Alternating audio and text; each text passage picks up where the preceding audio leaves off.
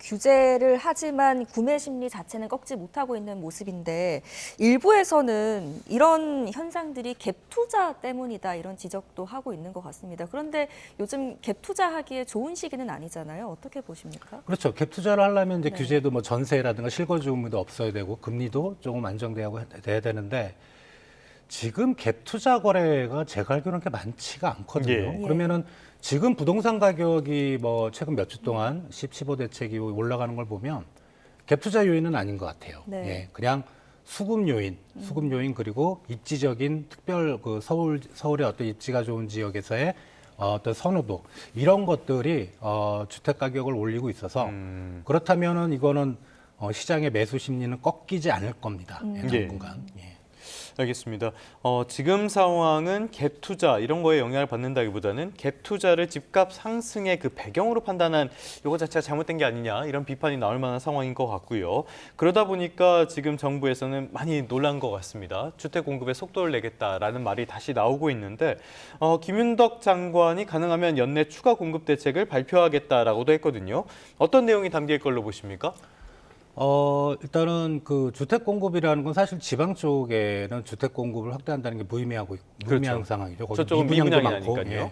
예. 예. 그래서 수도권 중심이고 수도권 전체로는 아닌 것 같고 예를 들어 경기도 남쪽, 그다음에 서울, 강남 뭐 그런 쪽인 것 같은데 근데 그쪽을 보면은 주택 공급을 확대하려면 어떤 기존의 인프라를 좀 부셔야 됩니다. 네. 예를 들어 그린벨트를 없앤다든가 예. 뭐 재개발을 한다든가 이제 그러려면은 사실 상당한 시간이 필요해요. 예. 이 장관님이 그런 말씀하시는 거는 충분히 이해하고 저런 멘트라도 계속 해야 됩니다. 예, 주택 공급하겠다. 문재인 정부 때도 보니까 거의 1년에 한두 건 정도는 꼭 주택 공급하겠다는 그런 정책들이 네. 나왔거든요. 네. 그래서 저런 식으로 주택 공급을 해야 되겠지만 현실적으로 저 주택 공급이 제대로 이루어지려면 올해 연내에는 뭐 좀 쉽지는 않을 것 같고 당연히 이제 내년도 좀 어려울 것 같은 생각이 들고요. 다만 정말 이제 그 정부에서 빨리 속도전, 그러니까 예. 저런 걸 하려면 좀 초법적인 그런 스타일이 필요하거든요.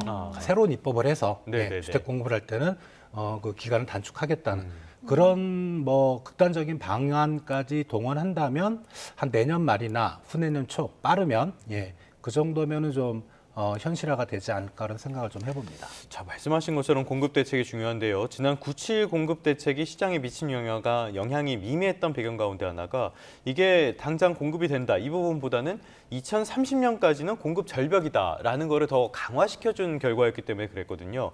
그렇기 때문에 말씀하신 것처럼 공급에 대한 사인을 계속 내주는 게 중요할 것 같긴 한데 지금 문제는요. 국토부 1차관 이상경 교수가 물러난 이후에 공석이고요. LH 사장도 다 공석입니다. 이렇게 주택 공급을 담당할 자리에 사람들이 없는데 이거 괜찮을까요? 그게 이제 우리가 보기에는 이제 어떻게 보면 주택 공급을 담당하는 수장들이 없잖아요. 네네. 그래서 수장이 없으면은 그 어떤 정부의 공급 계획이 많이 차질이 있을 것 같은데 실제로 조직을 운영할 땐 그렇진 않습니다.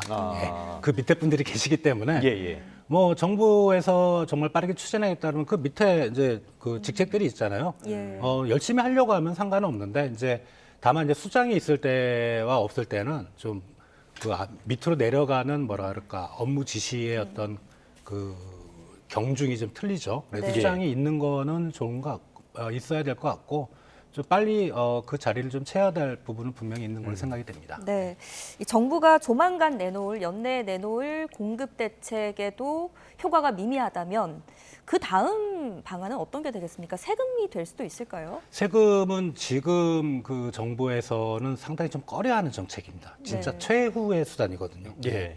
최후의 수단이기 때문에 저거를 도입을 하겠다고 말한다는 거는 이미 부동산 시장에서 정부의 정책이 패했다는 거예요.